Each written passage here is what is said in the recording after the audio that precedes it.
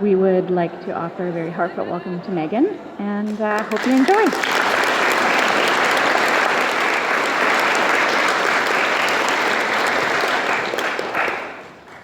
Wow.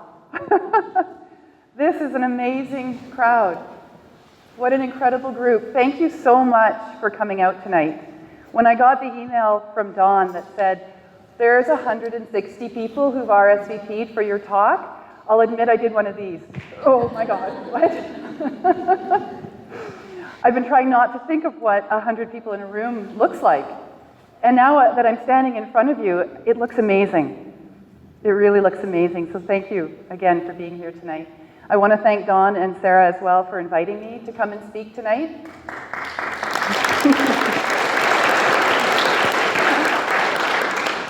And to Ian and Josie as well, and for Ian's wonderful song bringing us into this evening. As I look out over everyone, I realize that we don't just have 100-odd bodies in the room. We probably have more, around 300 or 400, depending on how many of your spirit guides you brought with you tonight, of how many decided they wanted to come and see what a human being has to say about them and their experiences. But I want to start off by asking a few questions, just to get a show of hands.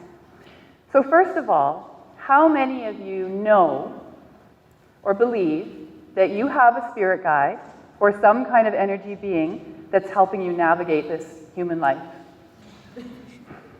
Awesome.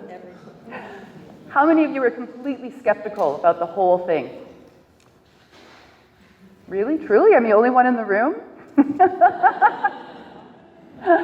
And it isn't that I don't know that I have my 3 spirit guides that are with me tonight.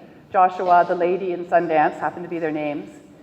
But I'm always skeptical. It's really healthy to have some skepticism.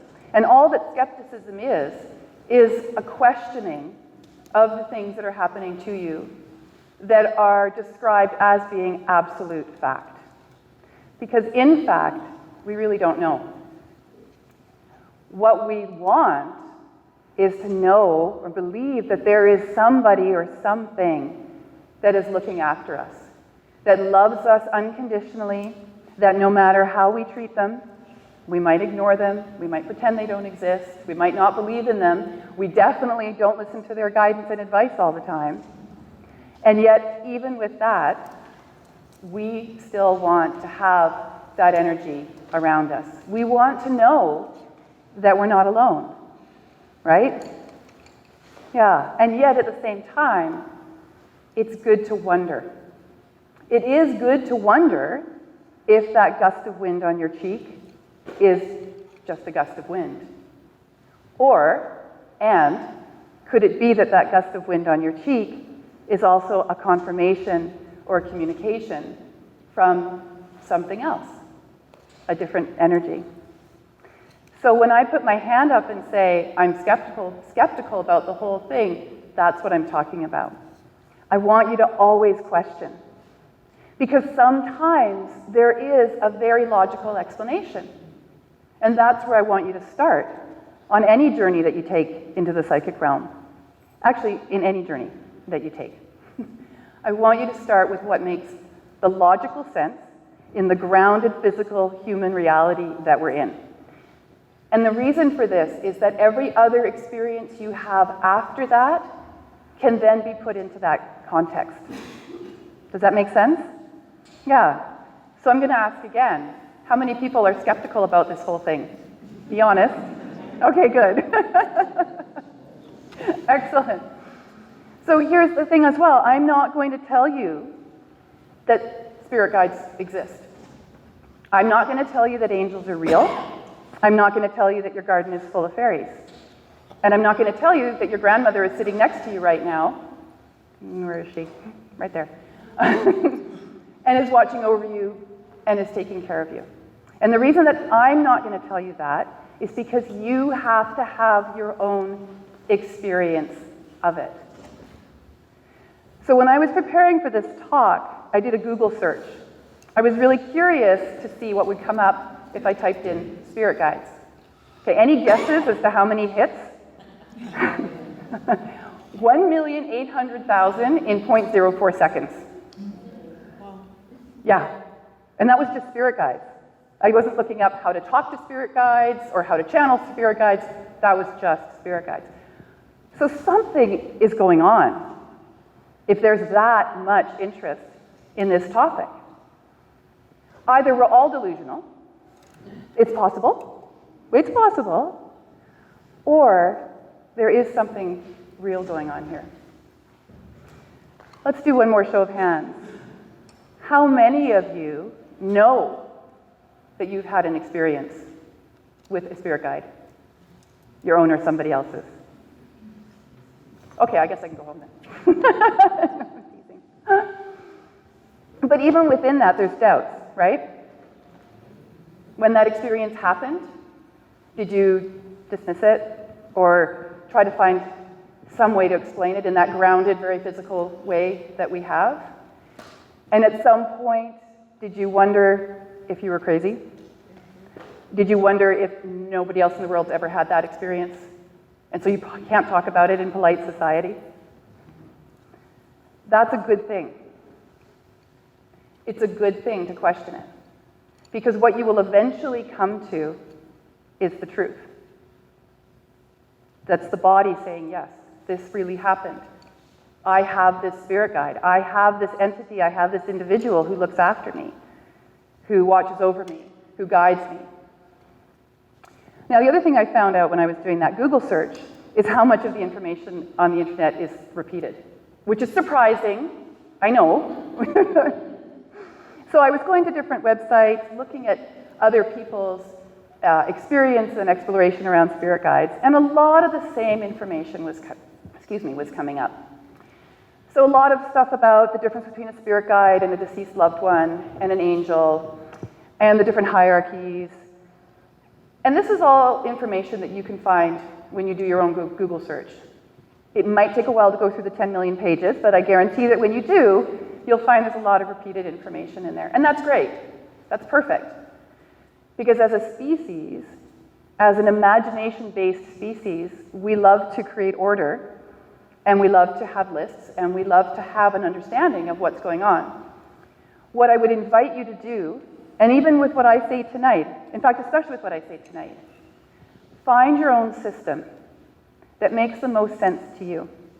And whether that's Sylvia Brown's experience of spirit guides, or Doreen Virtue's, or John Edmonds, or whoever it is, if you find that you love the way that they explain it to you, perfect.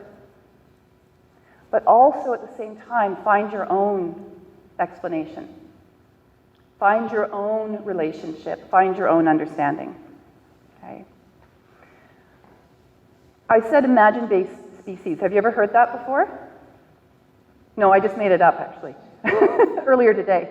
It makes so much sense, though, because I want you to take a moment and think about that time when you thought it was your spirit guide talking to you, and then you said, that's just my imagination, and dismissed it. Let's do another show of hands. How many people in this room at some point or another in your life had your experience dismissed by being told it's just your imagination? Yeah. And do you know what creates self-doubt? Having your experience devalued and dismissed over and over and over again. That's what creates self-doubt. What I want you to do is think about your imagination for a moment. Because the first thing I'm going to do with you tonight is change your relationship to your imagination. Look around this room for a moment. Make eye contact. Look at the things people are wearing, what you're wearing, the way the building is made, and realize that every single thing that you are looking at came from someone's imagination. Right? So feel that for a moment. Nothing exists, including your relationship with spirit guides or energy beings or whatever you want to call them. Nothing exists without your imagination. So I don't want you to ever say again to yourself or anybody else, it's just your imagination. It is your imagination. That's the thing that's so impressive and important about it. And if there's one single tool or technique that I could leave you with tonight, it is to know that your imagination is your most powerful way to connect with your spirit guides, your other lifetimes, your own creativity. And in order to do this, I want us to do a group exercise right off the bat to shift any residual. Even if you don't think you've got it, I guarantee you've absorbed some of it just from the culture that we're in. I want us to shift any doubt that we may still have in our own perceptions, our own feelings, our own experiences. Are you guys up for it? Okay, so here's what I'd like you to do. I'd like you to put your feet on the ground, if you're comfortable, if that works for you physically. So feet on the ground, because this work is very grounding. We do need to actually stay connected to the earth when we do this work. The reason we have spirit guides, our energy beings, is to help us with this walk that we're on. So let's get our feet solidly on the ground. And then what I would like you to do is take your hands like this. This is called a mudra. Is anyone familiar with hand mudras? Anyone heard that before? It's yoga for the hands. It's hand positions that create certain results of health and healing. And then I want you to put them here in your lap. Just nice and relaxed. Relax your shoulders. Let your belly hang out. Settle into the chair. And what we're doing here is creating a container, a circuit, between the root chakra and all the way up to the throat chakra. Imagine that circle. The reason we stop here is because it's actually the throat chakra that holds all of your beliefs. Both the limitless beliefs about yourself and what's possible for you, and the limiting beliefs about what's possible for you. And when we start bringing up the limiting beliefs, they get caught here. So we want to make sure this is nice and clear. And so that's where the circle does this. All right. So closing your eyes, I would like you to take a nice deep breath in and exhale. And another nice deep breath in.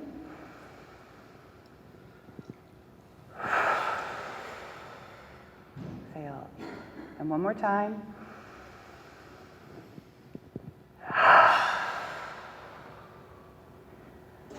Okay, and now for a moment, open your eyes and look at me. I want you to take your hands and do this with them. Okay, now you can close your eyes again.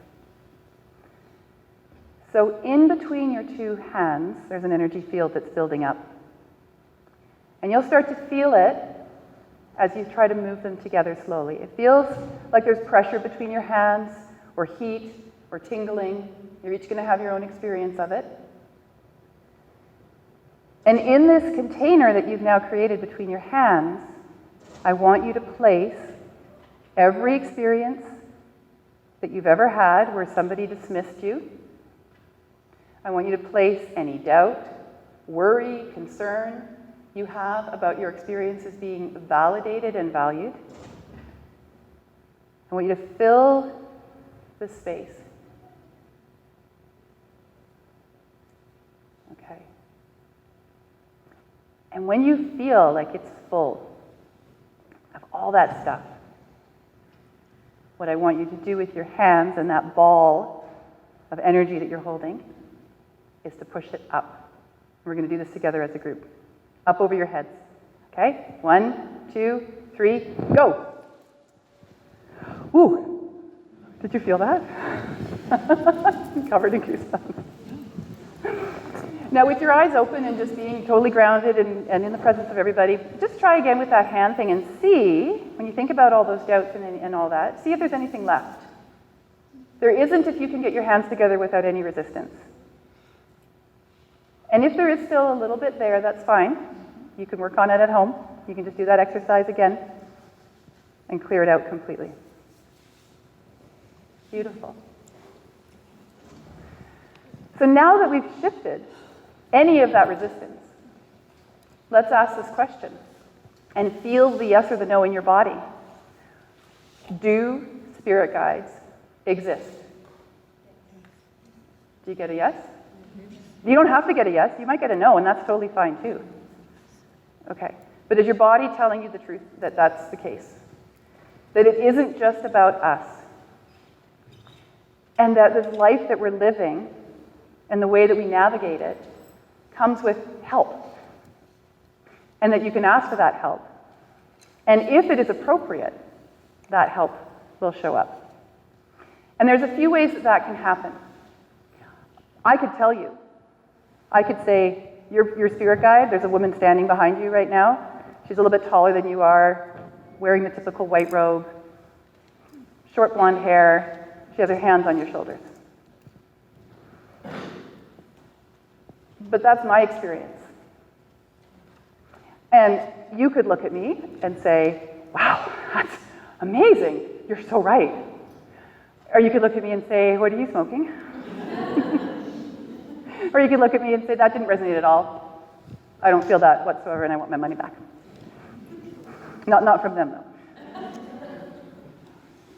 I could take you through a guided visualization, which I am going to do a little bit later. It'll be a short one, though. But a lot of those guided visualizations that are out there right now in those 10 million pages are really long. Have you noticed that? Oh my gosh. You're going to grow old before you get to the part where you actually get to meet your spirit guide. But I could do that. I could take you through that long process, relax you completely, give you hypnotic suggestions, and you could have an amazing, life-altering experience with it. Or nothing could happen.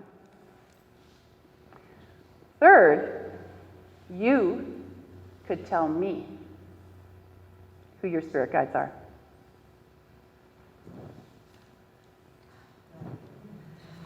First thing that comes to your mind. Okay, perfect. How about you, sir? Dragon, nice. Let's see, I'm gonna put someone else on the hot seat. How many have you got? Yeah, how many? Just first number that comes into your head. 3. You experienced that. I didn't tell you. I didn't suggest. It comes from your own knowing. Right? This is by far the most effective way to connect with, again, spirit guide, other lifetime memories, any knowing that you need to bring to the forefront in any kind of healing work you're doing, or just the knowledge, is to go to that third method. I call it the rapid response technique. First thing that comes into your mind. Because that way, doubts don't get in, you don't filter, and you don't judge the information that shows up. And most importantly, it's yours. It's your story. It's your remembering. It's your knowing. So remember at the beginning I said, I'm not going to tell you that spirit guides exist, because you need to have your own experience and your own relationship with that knowing and with those beings, whoever they might be. So when we look at how can we connect to these beings, let's suspend disbelief at this point. Let's just say they exist. We've all got them. The room's full of them. Okay. But one of the biggest questions that I always get, and even came up on the meetup board, was how do I know? How do I connect with them more? Every time I try, I freeze up and I feel resistance, and I don't want to. But I want to. I really want to. Only I can't, or everyone else can and I can't. Who has that feeling? Everyone else in the room can connect with your spirit guides except for me? Yeah, okay. So guess what? You're wrong. But think about what popular culture tells us about spirit guides. It's not like that. Here's something else that I saw when I was doing that Google research. This idea that they're there for us 24/7. We can ask them anything we want. They have to show up because they said they would. That was the contract that they made with us when we came into human form. And they're benevolent beyond belief. Oh, they have such patience with us, and they just love us unconditionally. And it's the best relationship ever. I want to give you a different thinking about this. I'd like you to consider that they're not there 24/7. Because they've got other things to do. And quite frankly, your life is not that interesting to them. Until something happens that you need their help with. And not to say that your lives are boring, it's not that. It's that they've got other things to do. You came here to be a human being with everything that that entails. Your spirit guide's job is to help you take responsibility for your life and your life path. It is not their job to stand around 24 hours a day, averting their eyes when you go to the bathroom, watching and waiting for that moment where they can leap in and save you. Now remember I said earlier, find what works for you. If this doesn't resonate for you, if you don't love where I'm going with this, that's totally fine. It's totally fine, because you have your own relationship with this knowledge and information. I would ask you simply to have an open mind. Imagine the relationship between spirit guide and human being like this. Spirit guide, therapist. Human being, client. If anybody in the room, actually, show just curiosity, who in this room is a therapist, counselor, helps other people out, talks? Just a couple, okay. Well, who's a parent? Okay, that works too. So you have your client, and they come to you with their trauma, their problem, their transition, the change, whatever it is that they need to make. And they sit in session with you, and you give them your heartfelt wisdom and guidance. And they go away, and they come back the next week, and they tell you the same story. And you give them the same information and wisdom and guidance. And they go away, and they come back the next week, and guess what? They have the same story. And you give them the same guidance. And now you're starting to get a little pissed off, because they're not listening. They're not getting it. So imagine that your spirit, remember I said that the benevolence? Yes, of course, they're wonderful beings. But they were human at one time or another. They're fairly close to our vibration, they're fairly close to our understanding, and they remember what it's like, which means that they're fairly connected to human experiences and emotions. So yes, they get fed up. They'll stick by you, they'll be there right till the end, they'll greet you when you come across, but they will get fed up. And you know that this is what's happening when you don't hear them.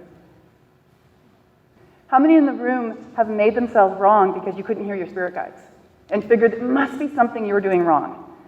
Maybe you're not doing the meditation right, maybe you had meat that day, whatever it is. What if they're just not talking to you anymore?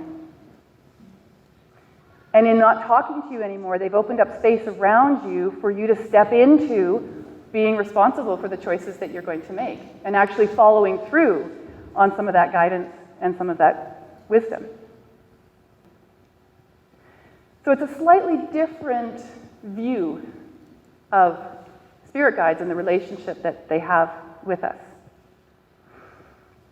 Now there's 3 levels of intuitive wisdom that are really helpful in understanding how this whole dynamic works, and then what you can do with it to strengthen that relationship with your spirit guides, who, like your best friend, is not always going to be there for you, who eventually is going to say, you got to make your own way. You've got to make those choices. You've got to take the action. So I want to share with you these 3 levels of intuitive wisdom, and then from there, we're going to look at some of the tools and techniques, some of the ways of knowing. Goosebumps is one. Here come mine. And then I'm going to take you on a bit of a journey. We're going to play after that. So the first level of intuitive wisdom is this: you. You are far wiser, far smarter, far more brilliant than you ever give yourselves credit for. And this is why they step back for much of the time, because they know you already have the answers. You have all the solutions to every situation, challenge, problem, you name it.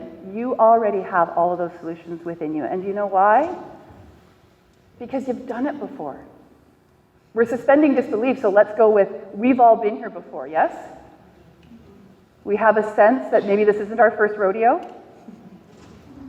So what are you doing with all that wisdom and all those experiences from other lifetimes? Use it.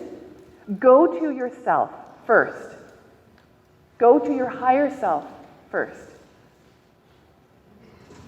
The only time you're going to need to go to the next level is if you don't listen to yourself. And we all do it. We've all been there. How many of you have stayed in that job a year or two too long, even though yourself has been telling you it's time to go? And how many of you have stayed in that relationship because you can't go yet? You just can't. But the voice is saying, really, the energy's done. We're good now. It's time to go elsewhere. But we don't. We stay. We're afraid. We don't know what it's going to look like. We don't trust ourselves to make those wise choices.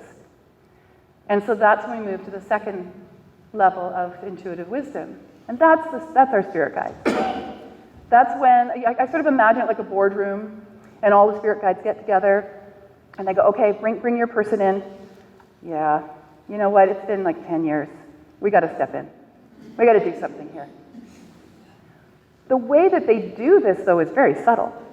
As much as we would love it if they would just yell at us, wouldn't that be great? Like, just, here's the answer. Here's the platter. It's right there on the platter. But they don't. They will, however, make sure that your free will is still fully operational, and they'll do that nudge. And suddenly that person's path crosses yours, and you have that phenomenal conversation that takes you to the next level, or changes your life completely. Or that book falls off the bookshelf into your hands. That was one of my experiences. Standing in Bolden Books. Somehow I didn't have a husband or children with me, and I went to the metaphysical section and thought, I'm just going to peruse. And there's all these books about angels. And I was feeling it's a little overdone, the angels. I wonder what else there is. And as soon as that thought came into my mind, this book falls off the bookshelf, literally, and into my hands. And I'm staring down at Doreen Virtue's Healing with the Fairies. Well, now I'm juiced up. This isn't Dungeons and Dragons. This is, wow, okay, I'm curious. I want to know more about this. And that was one of the main things that catapulted me into the work that I do now, was that book falling off the shelf. And I imagine that sort of behind the bookshelf was one of my guides going, okay, hang on. Good, she caught it. Nobody said to me, hey, Megan, here's what you need to be doing in this world. I had to figure it out. I had to say yes to that possibility. And I had to deal with a whole lot of stuff in here before I was willing and able to step into that and hold space for other people in the way that I do now. And all along that way, there were those...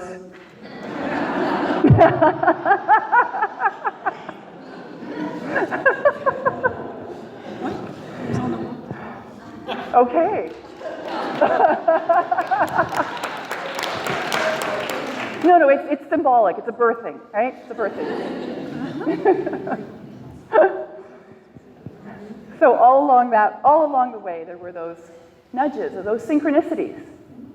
You can see them, usually when you look back, not in the moment, but we get there eventually. So that's when our guides are allowed to step in. That's when they choose to step in. But again, they're not going to do it like in Hollywood. They're not going to stroll down the road with you and be your best friend. They're going to make sure that you come to the place of decision on your own so that you can say, I did it. Me, I got there. I was courageous. I made those changes. I listened, finally, to higher self-wisdom. Now, even with this amazing capacity that our spirit's guides have to create those circumstances for us that open us up to possibilities, we are so stubborn as a species. We really are. And we still say, nuh-uh. That conversation was just a coincidence. He can do it, not me. I can't do that. And we take everything that they've given us, and like that client in the therapy circumstance, we say, not for me, I can't do it. That takes us to the third level of intuitive wisdom, and that's the big guns. That's the universe stepping in and saying, all right, remember that boardroom? Okay, we're back to the boardroom, and the spirit guides have thrown their hands up and said, what more can we do? But she wrote this in her story before she got here. She said, this is the reason that I'm coming back, and this is the purpose that I have. That's what she said, that's what she told us. And now look what's happening. What is she doing over here? So upper management comes in. And the universe says, okay, what's it going to be? Car accident, loss of job, death of a loved one, serious illness. These are the big life-altering experiences. And there's a whole other caliber of spirit guide, by the way, that help us with this one. And your main spirit guides are still with you, but you get a whole crew that comes in when you're going through crisis. Right? On the physical level, you seek help from counselors. On the energetic and spiritual level, your spirit guides say, okay, come on in. We need lots now. So if it's the death of a loved one, for example, then you'll have spirit guides who come in who help with grieving.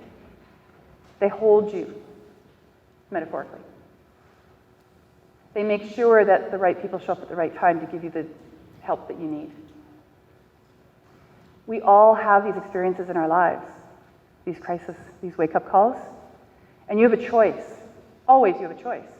You can fall into it and let it be the thing that defines you, or you can move above it, work with it, and allow it to become an experience that takes you to a whole new place in your life.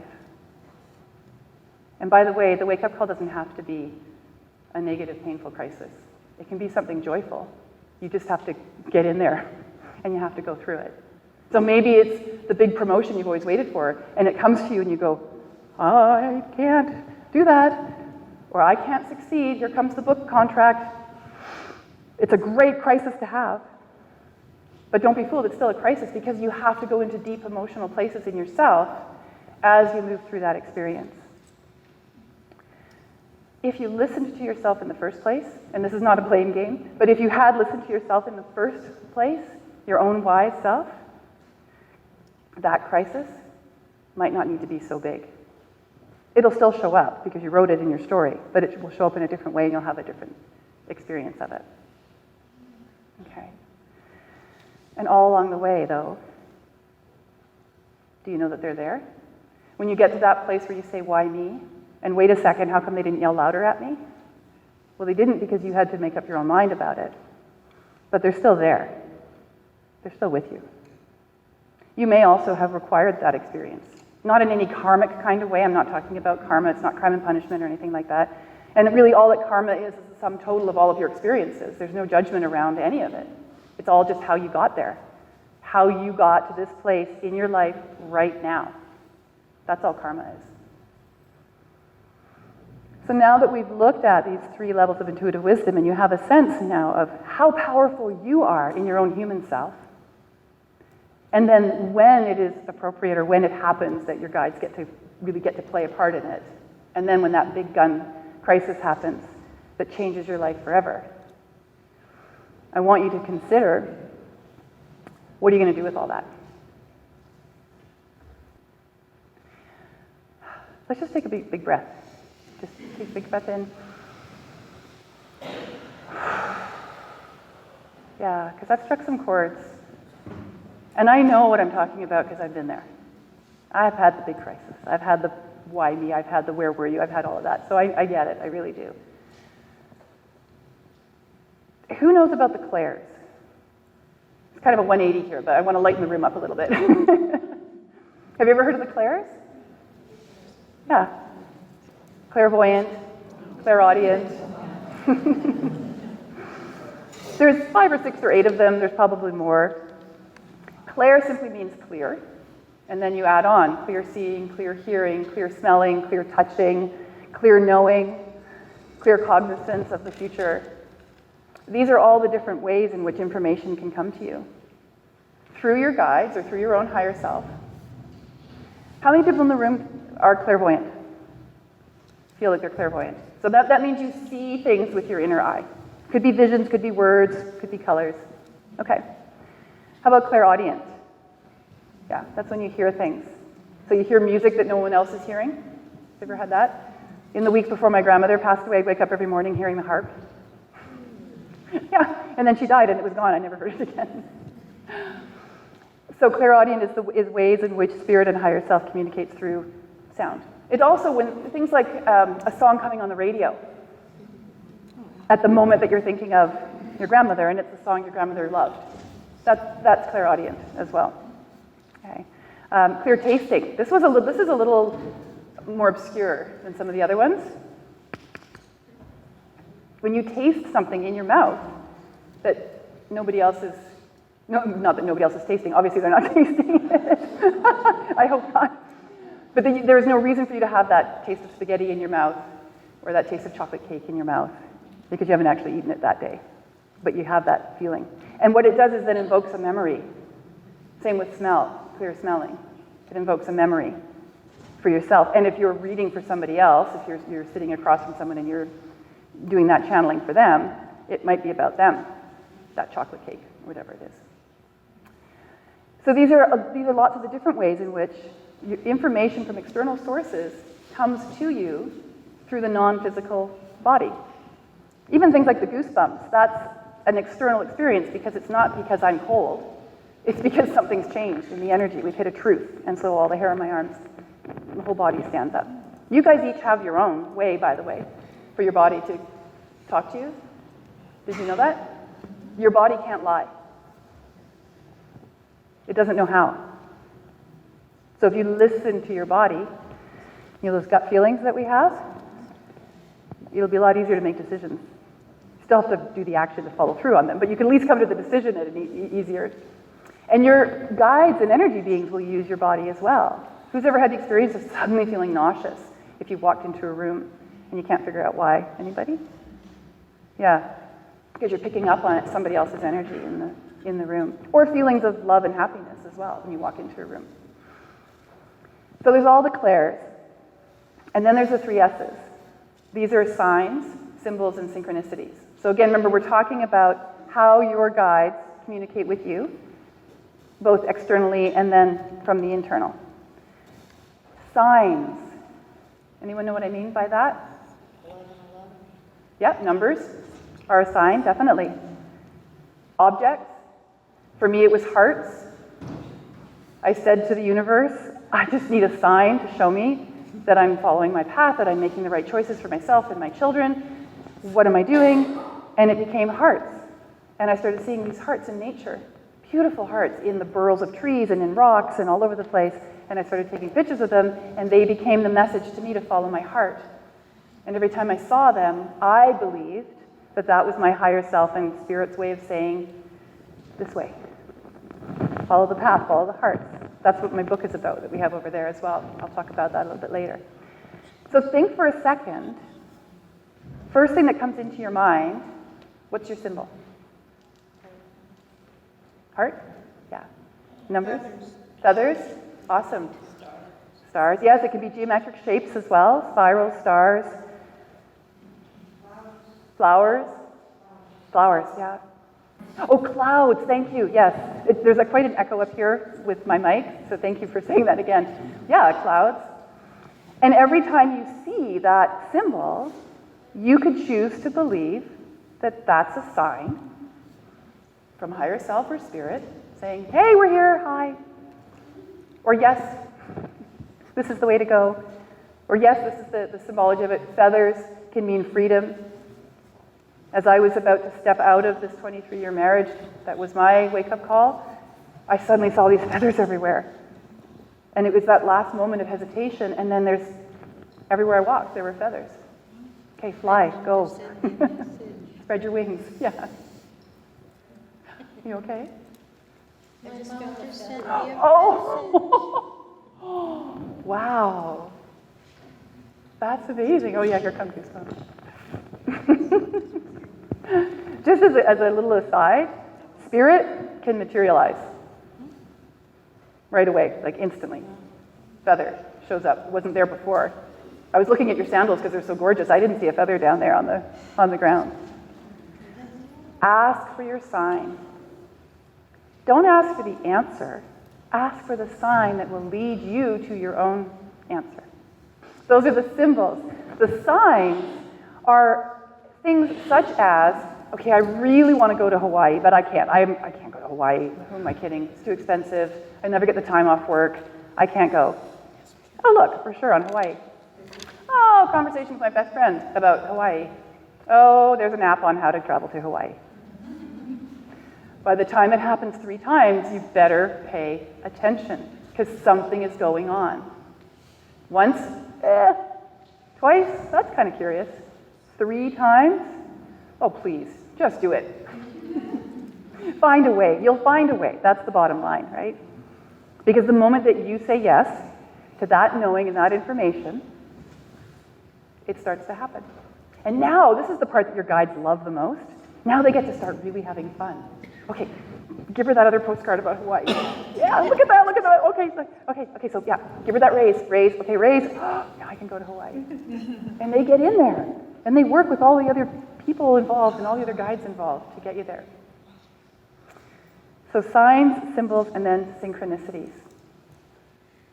So we talked earlier about those series of events that when you look back on them, you say, okay, if that hadn't happened, then this wouldn't be happening, and then this wouldn't have happened, and I wouldn't have met this person, and I wouldn't have.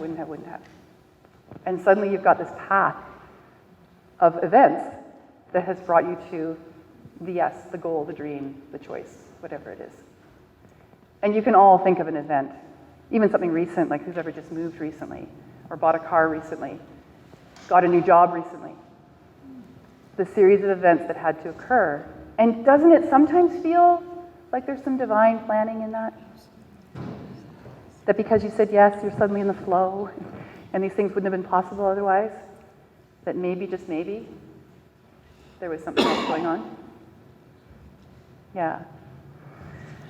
So we've looked at some of the ways in which you receive information. And here's what I really want to make clear to you. Don't make yourself wrong. Don't make yourself wrong about anything, honestly. If the person sitting next to you is clairvoyant and sees my deceased grandmother standing right here next to me, I mean, hopefully she's not, but maybe she is, and you don't see her, I don't see her, but I can sense them. So if you sense them, that's as valid and valuable as somebody who sees them. You each have your own way of knowing these things, okay? And then we've looked at the signs, the symbols, and the synchronicities, the ways in which spirit works with us. So let's play. You guys ready? Okay, just do one of these first. Just kind of get a bit of a stretch going in there. You've been sitting for a while. If you want to stand up, that's fine. Lean over, whatever you need to do. Yeah. Okay. Awesome. Now, do you remember when I said that one of the ways that you can connect with your spirit guides is to have someone else tell you? Turn to somebody in the room. You've got about 5 minutes. Person sitting next to you, behind you, just make a connection. And you are going to tell her about her spirit guides. And then she is going to turn around and tell her, or he. And here's what I want you to do, because I can feel it already. There's this like, oh no, I can't. I can't do that. No, she can do it. Megan can do it, but I can't do it. Yes, you can. Trust the first thing that comes into your mind for that other person, because what's happening is that their spirit guides, and they're all in the room going like this right now, are going to channel through you something for that other person. And you don't have to get what it is. You do not have to understand it. Please try not to say, I don't know what this means, but you don't know what it means. That's the whole point. It could be a color, it could be a number, it could be a name, it could be anything. And if the other person doesn't get it right away either, please don't worry about that. This is a trust exercise. Just be happy I'm not making you fall down on each other. All right, go for it.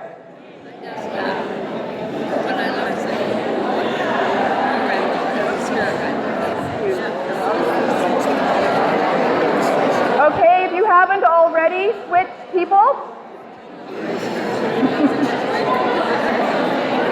Okay, so everyone, I need you to look at the front now, please.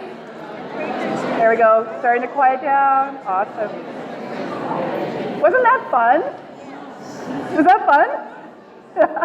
Did you surprise yourself? in what you could say and how quickly it came in? You didn't surprise yourself? Nothing came. You must have had a thought. Something came in. I can't do this? Yeah. But what if that wasn't your thought? What if that was hers? Yeah. Remember, don't make yourself wrong. And remember what I said earlier, if you didn't get something, maybe her spirit guide isn't talking to you, isn't talking to her. They're off doing something else. They got something else going on. And doesn't it feel interesting when someone tells you something? And don't you immediately want to try to make sense of it and have it fit? Yeah, of course. We don't want to upset anybody. Of course we want to make it fit. So now that you've had the experience of channeling, which is what that was, and we haven't really talked much about channeling tonight, although what I've been doing up here is a channel.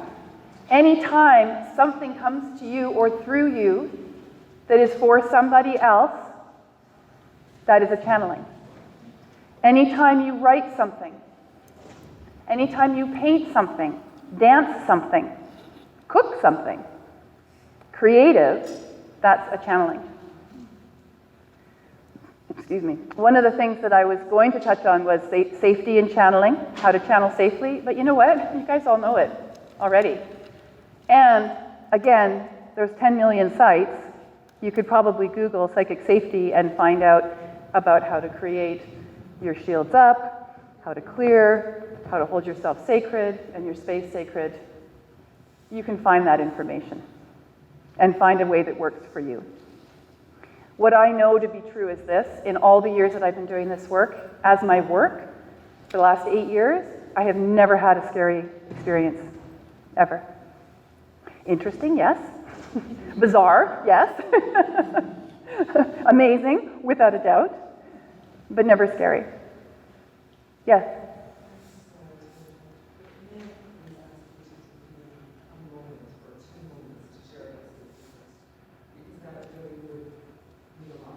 Okay, absolutely. All right. Right here is your heart. And it is from your heart that everything you do needs to come from. Not down here, up here. So the very first rule, if you will, that I work with psychic safety is that I always come from my heart. I always state my intention. I stated it before we did this whole evening. I stated it for everybody, which is that all the information, wisdom, and guidance that comes in for this group of people comes in for our highest good. And that I may be a clear channel for that information, wisdom, and guidance. It's very powerful. You can make up your own words. Your intention is the most important thing. Nobody can hurt you if your intention is very clear, that you are not willing to invite into your energy field anything that is not for your highest good. Remembering that your highest good isn't always going to be bubbles and rainbows and sparkles. But as long as that intention is created, is stated, you immediately, energetically, form a bubble around yourself. And it's not a bubble of protection. This is not a fear-based practice. What it does do is states that you are willing to honor your own space. You can also buy a bottle of boundary spray. No, seriously, I'm joking, but it's serious. I actually created one of my healing products. It's called Boundaries. And it is for that very purpose. That when you work with it and you spray it, you strengthen your own energy field. You breathe it in, there's an aromatherapy blend in it. And in one moment, you've cleared any negativity that might have attached itself to you. You've cleared out anything that isn't yours. And you've strengthened your boundaries. If there's nothing else that I could say about psychic safety, it is that. Know what your boundaries are. And be really clear that you are sacred. And in that sacredness, nobody has the right to make you wrong, to harm you, or to put you down, or to attack you in any way. I also have lots of other techniques, and I'd be more than happy to share them with you if you want to talk to me afterwards about it. just because I really do want to get these other two visualizations in. But do know this room is safe. Dawn and Sarah would not have let you in here if it wasn't. And you all have come with your guides who are looking out for you. My goosebumps are coming up like crazy. There's nothing that's going to come into this room that's going to be in any way harmful to anybody here. And for those of you who've had some emotional responses throughout the evening, that's good. That's a good thing. Because the body will hold only for so long until it has to release. And if that can happen here in a safe place, surrounded by friends and like-minded individuals, then that's perfect. Yeah, is that okay? Okay, awesome.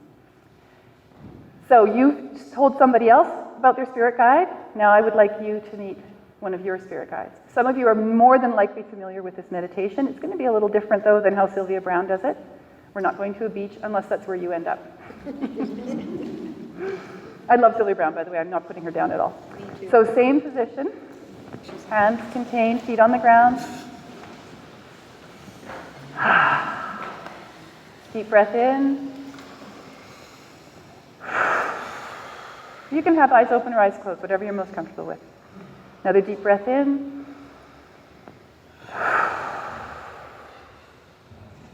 Third one, do a nice big exhale on that third one.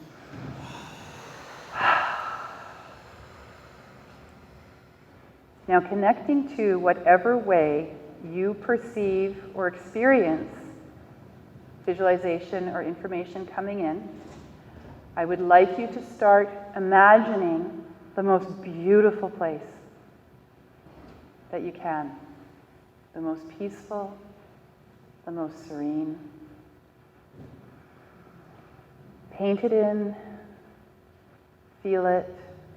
It might be an emotion, it could be a physical location. Just let it be whatever it needs to be for you. Give it all the detail that you can. You are right there in that beautiful, beautiful space. And in this beautiful space, I would like you to create an invitation. And this invitation is to anyone who is connected to you energetically to come and meet you in this beautiful location that you've created. And you may know who it is and you may not. That's fine. From your heart, visualize or sense or see, feel that invitation going out.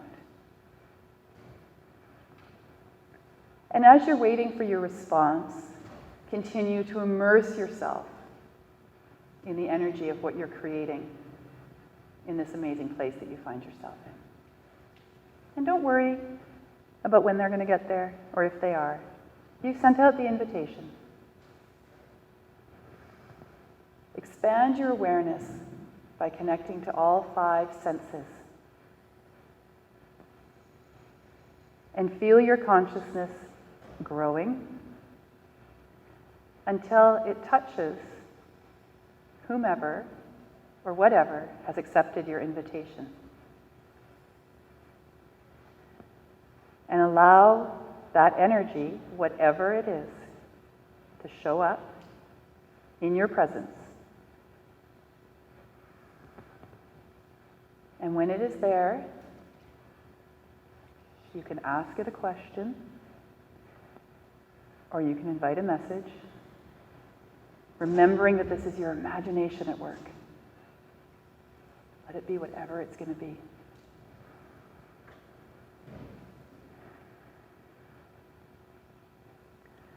Beautiful. And now, invite whatever energy it is that has shown up to lovingly return from whence it came. And taking a big inhale in. And on the exhale, coming back to present moment. And taking another deep breath in, slowly. And on the exhale, gently open your eyes. And one more deep breath in. And on the exhale, make eye contact with somebody in the room so we know you're back. Look at somebody in the eyes. I know it's awkward. But we're not in an elevator. You can look at each other.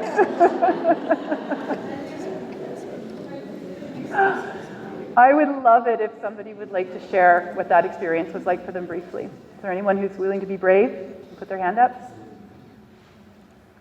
Oh, come on, you guys. Oh, there we go. Beautiful.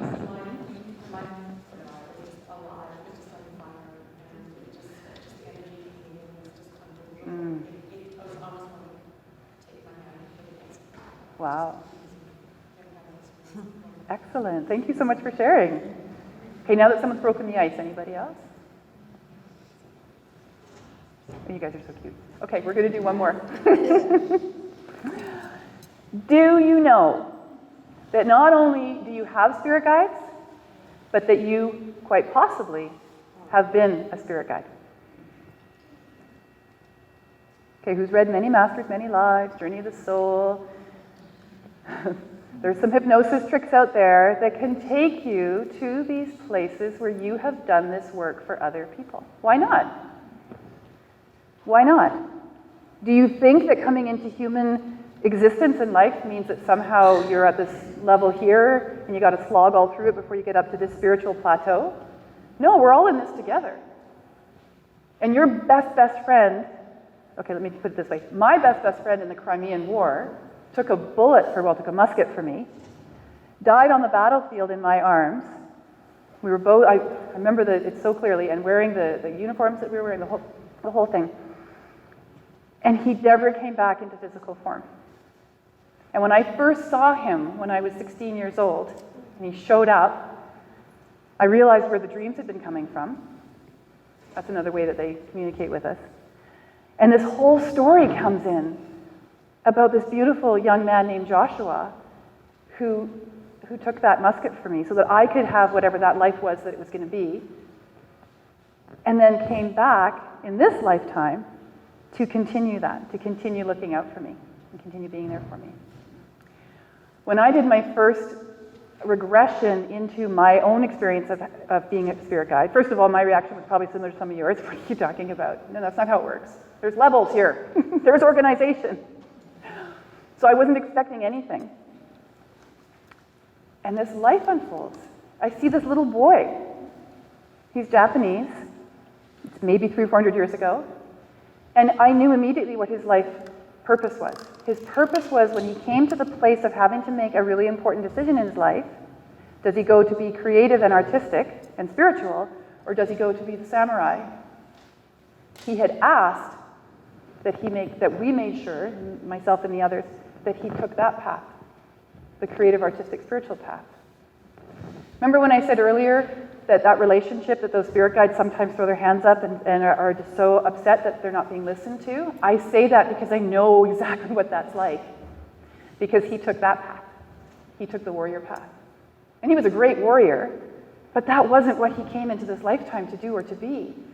And as his spirit guide, I had to walk with him through that other path, knowing that wasn't what the soul had asked to have happen. And I can tell you, I yelled at him so loudly, not that he heard me, but I did. I want you to have an experience tonight, our last exercise.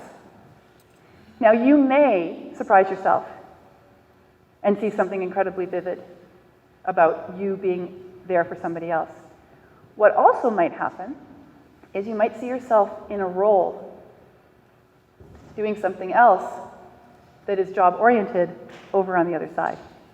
I'm not going to say anything more about that until we're done with the visualization. Okay? Everybody ready? Okay. So again, nice deep breath in. And again.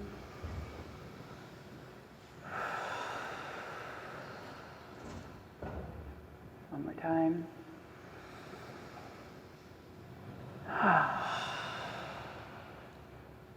So remember that beautiful, peaceful, tranquil place that you created with your imagination. I want you to go there again. And I want you to land there and feel yourself surrounded by it. And you're going to send out an invitation again. And this time the invitation is going to say, please show me a life that I helped with, that I guided. Or please show me a task or work that I have done on the other side. And from your heart, send out that invitation.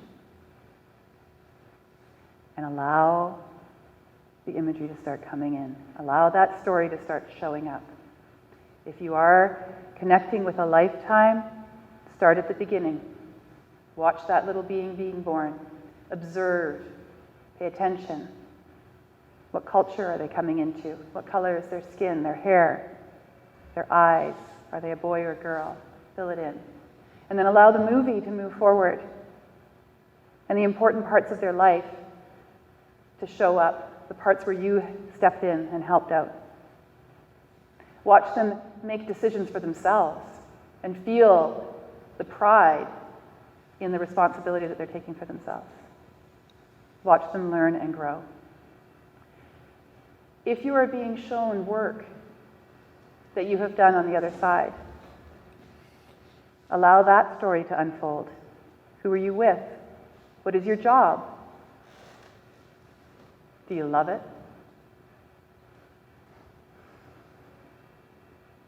And so allow it to unfold. Allow the information to come in whatever way it is for you. If you are connecting with a life that you have guided, see that life to its conclusion. And as that person leaves their body behind, who's there with them? Do they see you? Do they recognize you? Are there others helping? And if you're witnessing the work that you have done, you can ask of its purpose. What are you going to be doing next? Is there anyone that you're working with who you know in this lifetime, in physical form? And give yourselves a moment to just be in whatever experience it is that you're having.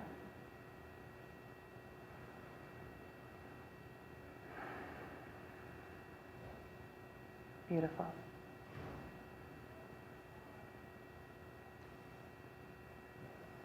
And taking a nice deep breath in. And exhaling. That's 3. Becoming aware of the room. Big breath in. That's 2. Slowly opening your eyes. 1 more breath. That's 1. Even if you don't want to come back, open your eyes and make eye contact with somebody else in the room.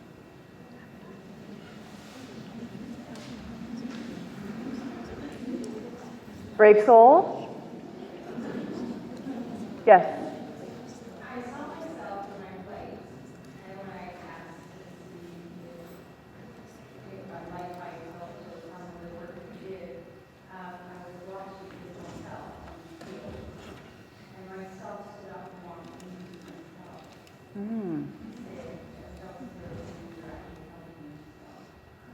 Interesting. Yeah, that's very interesting. I don't know what it means, but it's very interesting. And I say that because it's your experience. So if what it means to you is that you are here to help yourself, that there is an aspect of yourself that is part of your spirit guide crew, then that's real for you, right? Everyone heard the term bilocation? You can be in more than one place at one time. And you are part of a much larger soul group. And that's a whole other workshop conversation. But within that, there are aspects of yourself that go out into the world and do different things. And that sounds like what you're describing from where I'm standing. That there is a part of yourself that is outside of your physical self that knows you so well that she knows exactly what it is that you want and desire. And she's there to help. Thank you for sharing. Anyone else? Yes? I didn't see anything, but I felt something. Mm-hmm. I felt there was something moving around, and it was very warm. Mm. And, at first I was like, oh, is it me? Am I warm? And it wasn't. It was like, I felt it kind of floating around. Oh. I feel it now. You can feel it now? No. Oh, you can't feel it now? Okay. It was, yeah, it was not connected to me. It was like external. Mm-hmm. It is what it is. Well, what does your self say that it is? And I don't know that it necessarily related to my spirit guide, but there's something to do with my. Okay. So you see, the thing is, when you go into these visualizations, you're in a receptive state, which means that you're open to receiving whatever it is that you most need right now to know about or to be aware of, whatever your experience was. Today is September 11th, and we're talking about spirit guides, which is sort of interesting. And the reason that I wanted you to have this last experience of possibly being somebody else's guide or doing work on the other side is because of what this day is. And we all know what happened on September 11th. And we know that a lot of people lost their lives on September 11th in New York. And what I know from the work that I've done and this regression that I've done with a number of people now is that some of you were working that day in spirit to help those people cross over. Right? Again, a whole other conversation about when we die and the different kind of deaths that we have and then who's there to help us on the other side. When there is a mass event like that and lots of people die at the same time or over a short period of time, it's very, very busy on the other side. And a lot of souls are required to help with that particular type of crossover. Recently, I held a 7-day intuitive intensive back in June, and we did this exercise. And one of my students said to me, I was helping.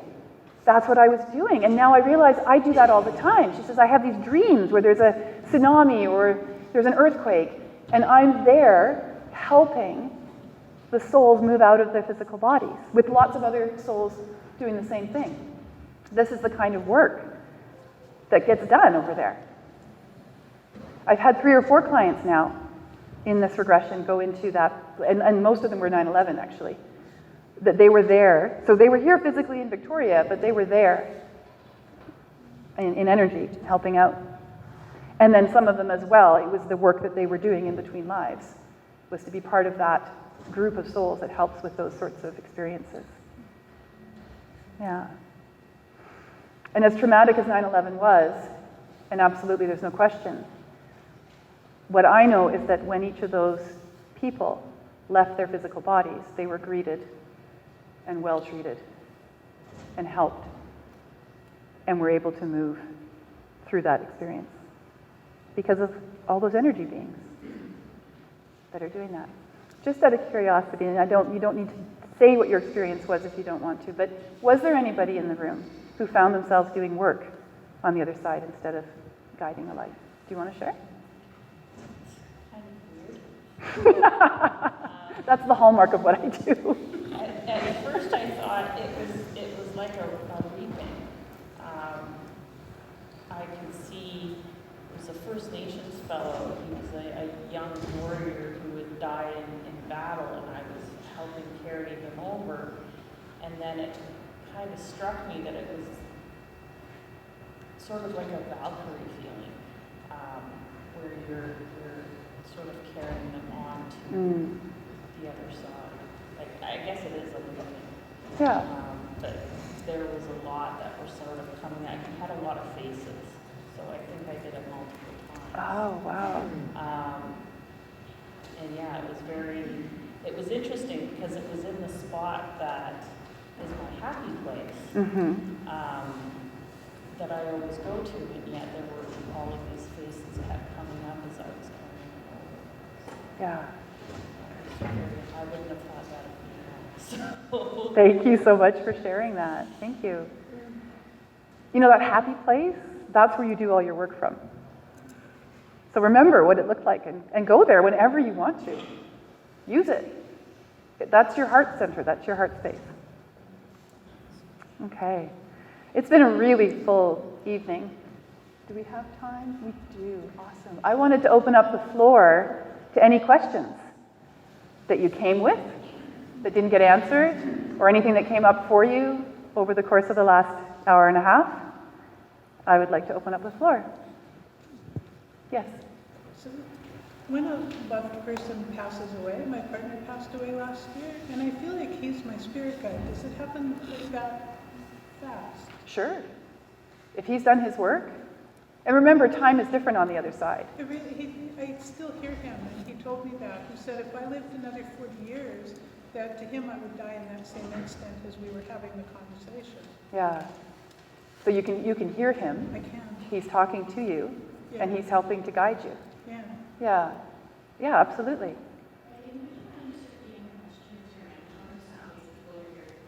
Oh, sure. The question was, she has just lost her partner a year ago and feels that he is guiding her now. Is it possible for that turnover to happen so quickly? And that was where the response was, well, yes, because it is a different time frame. We're in very linear time here, but time itself actually isn't linear. So there's lots that can go on over the course of time that might seem quick to us, but actually have a whole different time frame on the other side. And he said as well that he would be very present with me, but not all the time. He called me Boost. He said I have to go see what's mine to do here too. So you'll feel me and then not feel me, even though I will always be present with you. Yeah. So you had said something earlier about that, and I was going, yeah, they're not always here, even though they're always here. Yeah. And it can be a little confusing when you think of that. They're always here, but they're not always here. But remember that bilocation. That energy is not restricted to our physical body. Not even our own energy isn't restricted to our physical body. When we're not in corporeal form, there's no limit to what you can do and what you can experience. Is there anyone here that's read the Seth material? Jane Roberts' Seth material? Okay. I would highly recommend it. Highly recommend it. If you haven't come across it yet, it's the Seth material by Jane Roberts. There's a whole series of books that Jane channeled from this entity who called himself Seth. It's very grounded stuff, which is one of the reasons I love it. As you might have noticed, I'm pretty grounded because a lot of this is fun and it's funny and we might as well enjoy ourselves with it. And what I love about the Seth material is that he doesn't do flowery language. This is what it is. This is what it's like. And he takes us into some really amazing places and pieces of knowledge. So I would recommend that. It was life-changing for me when I started reading the Seth material. Was that helpful? Thank you. Beautiful. Anyone else? Wow, I was that good? Yes. During one of the meditations, you asked us to know who we were seeing or what we were seeing, and I actually went home and visited my cat. and I think he's been missing us. Like I haven't spent enough time with him, and I just got a lecture. I love it. So I'm going to be spending more time with him tomorrow. But it was really funny because when I noticed her, he squints his eyes like that. He just kind of closes his eyes and And were you expecting anything like that to come through in the meditation? That's why it's so good. I was hoping for ground shaking, but it was more of a lecture. Well, here's the thing. Now that you have these meditations, you can do them for yourselves at home. You can remember them and take yourself through that process and really trust and allow that information to come in.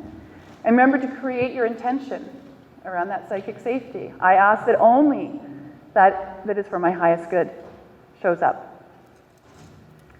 And then allow. And don't judge it. And don't filter it. Let it be whatever it is. And if you don't get it in the first time, don't worry about it. Right? Don't make yourself wrong. Yeah. Does anyone else have any questions? Yes. When we were visualizing whether we helped someone or whether we did a task, I was trying to focus down here, but up here I was seated writing on a scroll. And there was another being beside me, standing beside me. I don't know whether he was guiding me, but I was like, no, I want to see this over here.